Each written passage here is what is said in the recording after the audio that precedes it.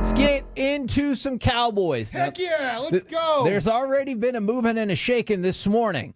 The NFL trade deadline, it's today at 3 o'clock. So when we hit the deadline, that'll be during G-Bag Nation. Obviously, hopefully you're going to listen to G-Bag Nation anyway. But that should push you even further. Jerry Jones said that Dak is likely to go on injured reserve. And the Cowboys made a trade for Jonathan Mingo, which is not getting early praise. All right. I also went to Jonathan Mingo's because, look, man, his NFL stats are there. If you've watched, I have watched enough of him to go, all right. I drafted him in fantasy last year and then immediately released him because I was like, that didn't turn out as good as I wanted it to be. Yeah. But whenever I went and looked at his NFL.com prospect grade, I always love the prospect grade. It might be hit or miss. But what's your current feeling on him? Meh. Right? Yeah. All right. That's probably fair. His prospect grade was a 6.27. Which means like a starter. The grade on that, Kevin, is will eventually be average starter. And at the moment, that's what he is. He's 6'2", 220 pounds, maybe a little bit heavier than that right now because of the NFL. He has a physical build.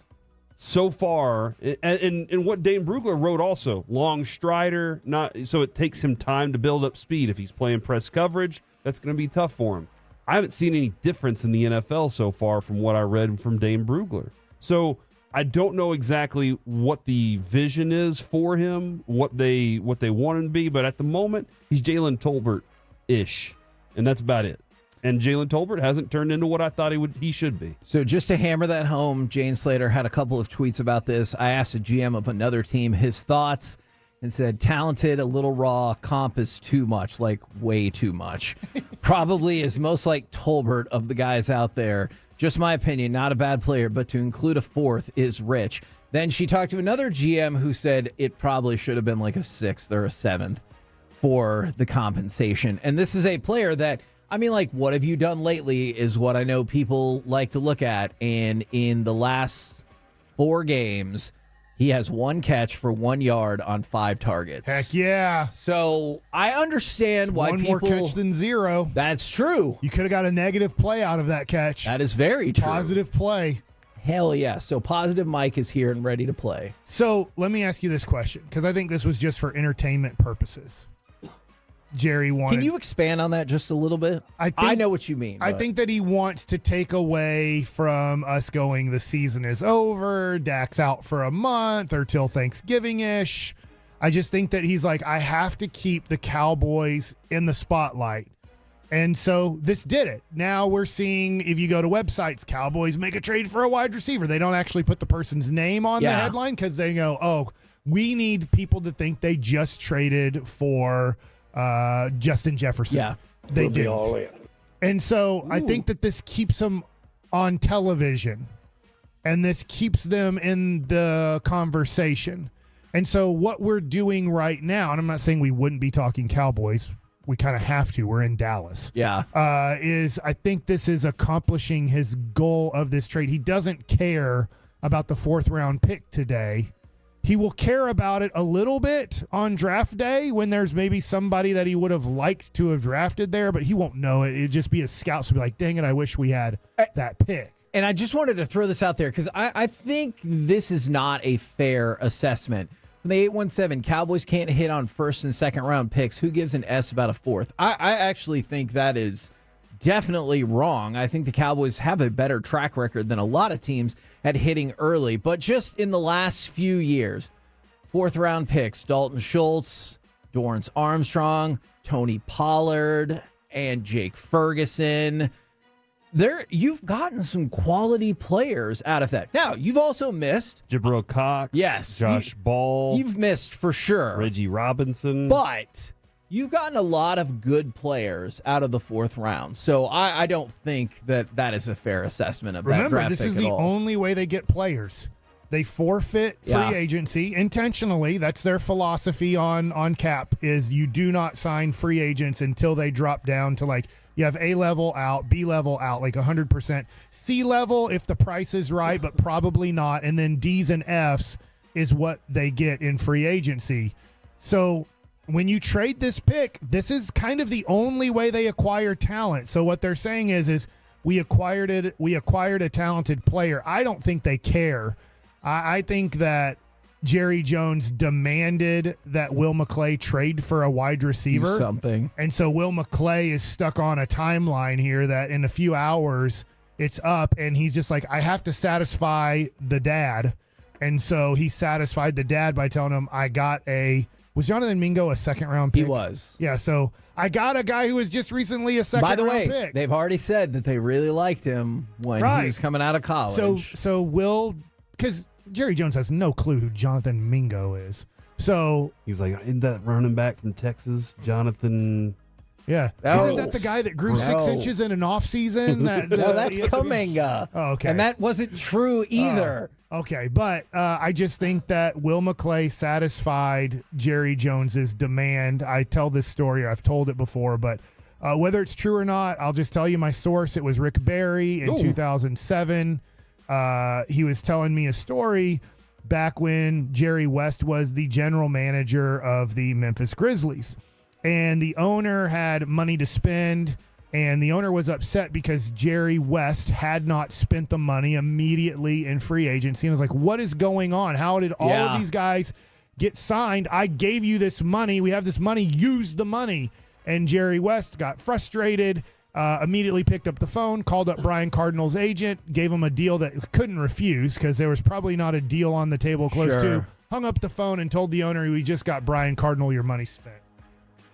Kevin, what did Jerry Jones do after the Cowboys lost the Packers? He said he's gonna have meetings and then kept McCarthy. But what was the line? What was the phrase that we used all offseason? He said he's gonna be all in. What happened this Sunday after the game?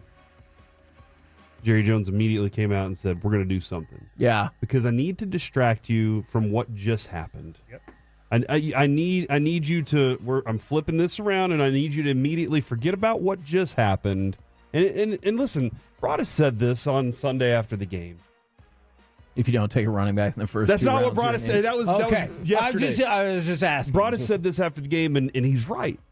The fans there are a lot of smart fans. They know how they've watched good football. The thing is, we can see how all other teams are run too. Yeah. And a lot of people have been watching how teams are built. There are a lot of smart fans. That's why they're frustrated. That's why the fans are frustrated, because they see past that. They're like, hold on, we've seen that happen before, Jerry. We get that. The action of evolving and changing a team is completely different. Doing things to distract us doesn't work. And that's why, when a trade like this happens, Mike's telling, I think I'm right there with him. Hey, man, do something, because these fans they're upset about this. We got to do something to shake it up to distract them. But the fans are smarter than that now. We see it all the time on the fans. There are some dumb ones, all right? Don't get me wrong. And it's okay if you're a dumb fan. That's fine. But there are a lot of smart Tolos and a lot of smart Cowboys fans that are upset because they've seen that happen before. It's like, I was just thinking about the Cowboys on defense. I think Zimmer's like, I got a lot of stupid players on this team. Remember how Darren Woodson or Tony Tolbert, all these guys, they're going to really like them, but it's a little bit complex at times, but you're going to be able to disguise certain things. And it's like, well, you can, unless your cornerback's looking to your sideline as the ball's being snapped and going, I have no clue where I'm supposed to be or why I'm supposed to be here. Yeah, look, and you saw Monday Night Football last night. You saw DeAndre Hopkins. DeAndre Hopkins got traded for less than what the Cowboys gave up for Jonathan Mingo. And you know what? Okay, all right, hold on. But that's another discussion that I think is real here. DeAndre Hopkins got traded for less. A conditional fit. For a right now. Yes. True. DeAndre Hopkins is legitimately helping the Chiefs right now. Where the Cowboys seem to be saying this is their Hamels deal in terms of hey, hopefully we think he'll be good for a couple years. It's not helping Cooper Rush. It's not helping Dak Prescott. It's a young receiver that they hope maybe helps them a couple years from now or next year. That's what I'm only banking on that, because those are two different things. But you're right. The price paid it seems out of whack there still. So this morning, this is fun. And that's another frustration, Kevin, is that at this point, Cowboys fans are starting to look to next year. Yeah. They are starting to go, look, we just lost Dak. There's too many things here. This is the bad season. It happens. And the reality is kind of wanting them to just say, look, that is where we are right now. I don't know if are you going to lose interest in the team for this year if they said that that's it, that they're looking at next year now? I think plenty of people probably would. The draft show is going to be swamped. That I agree. Now it's just a different type of interest. Sorry, I keep cutting you off. No, that's Kevin. okay. Mike loves dancing on the Cowboys' grave, and I'm not going to lie, that kind of pisses me off. But what are you supposed to say about it this morning? What are you supposed to say about it after the last game, or the last game, or the last game? You got to call it what it is. You have to be honest with what you actually see. Yes. Otherwise, it makes you look like you don't have a clue what you're talking about. Yes. And so this morning when Jerry, he was very adamant with Sean and RJ, and then he kind of gave you a sneak preview of the Mingo move because he was like, we're not going to be sellers. And in fact, we got to move right now. As soon as he said we're not going to be sellers, I have to admit, I had a little bit of hope. Not a lot, but a little bit of hope yesterday when Steven goes, you have to look at it from every possible outcome. There's plenty of football, but maybe not that much football. And I was like, that was very real. Yeah. I was like, okay, maybe they see it. Maybe they get it. And then Jerry's like, we're not selling anything. And I also will, I will put myself in that, try to put yourself in the position of Jerry, who looks at himself as the colonel of the franchise, right? Hey, look, everybody's following me. KFC. Everybody's following, not KFC, Mike, but everybody's following me. If I show that I've given up hope on the plan, because he keeps throwing out look, I've seen things happen before, and hey, look, true, anything wild could happen. If I just give up, then I don't give myself that opportunity that something wild could happen. He wants people to believe that something can happen, and I want to believe it too. Honestly, all of us want to believe that something good can come out of a bad situation. We all want to believe that you can rise up. We love underdog stories. Sure. But that's what he's, when he says that, I don't think it's delusional. I think it's him trying to convince himself and other people around him that something special could happen. So I go back and forth on that. I think that's a great point. I go back and forth It's corny. It's cheesy. But still. It's a Disney movie. No, you might be right. Because I part of me thinks you're 100% right. That he's trying to convince himself while he tells everybody. But then there's another part of me that thinks he's kind of going like George Costanza when he's like, it's not a lie if you believe it or if you say it enough times. So I go back and forth of confusion between, is he just desperately hoping he can will this into existence? Or is he like, these yokels keep coming back for more and I'll keep spoon feeding it to them? I think here's a little bit of the scary thing as a Cowboys fan, not me, you listening, is he can only save today with this stupid trade to distract you from what is really happening and what he did. Because isn't it amazing that he traded a 4th round pick today but wouldn't do anything in March to help out the team? I know, and you think about what happened last year when they made some moves around that time. You got Brandon Cooks for a 5th round pick, and obviously I know he's been injured this year. You got a cornerback for a Stephon Gilmore for a 5th round pick, and I felt really good about that. What does he do if they lose Sunday by, let's say, 14 points to Philadelphia? And then it's a 100% over at that point. You have 6 losses. Philadelphia would only have 2. I'm sorry, I don't know Washington's schedule this week, but you just go, what strings does he pull on you Cowboy fans next week? I don't know. I don't know either, because the trade deadline's over. I don't. Does he tease like you remember when Dak broke his hand and he's like, Dak could play this week? Yeah. And you're like, are you? What? Yeah. But all he's doing, he knows. He's not stupid. He's one of the smartest business guys in the world. He's selling business. He's not selling football. He's selling a product that doesn't exist, and he's good at it. This is where I will disagree with you. I don't think that's anywhere near as effective as you think it is or as he thinks it is. I think there are a lot more people like me who love the Cowboys because they love the Cowboys because that was their upbringing. Whether they watched it with their parents, their grandparents, or whoever. Not because Jerry, I'm not excited today because Jerry Jones is selling me on anything. I love the Cowboys just because that's been a part of my life since I was little. I think there are more people like me. But don't you say he preys on the stupid?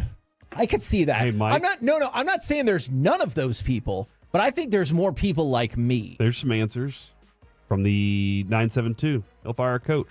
Yep. From the Oh, there you 469, he'll fire Zimmer. That's right. Yeah. There are other okay. bullets in this gun. Like there definitely that's are. true. There definitely That's are. true. So that's kind of probably one of his next steps. You just got to decide: are you the kid that goes up in front of the class and has the piece of paper, and you're like prepared for this? Or are you the kid that goes up in front of the class and just goes, "Look, man, I didn't read this book, but I'm going to tell y'all straight here. Yeah. The movie was really good." Or maybe they'll go pick up the OC from Detroit, and we'll all be like, "Hey, we got this." That's a next year thing, Kevin. Okay. That dude has to win a Super Bowl this year first. Okay, gotcha. I got Mingo going for 10 for 200 and 2 touchdowns. Dude, Sunday. if that happens, Oh, we come in Monday all in and we're our like, faces, in we my turned it all face. around, baby.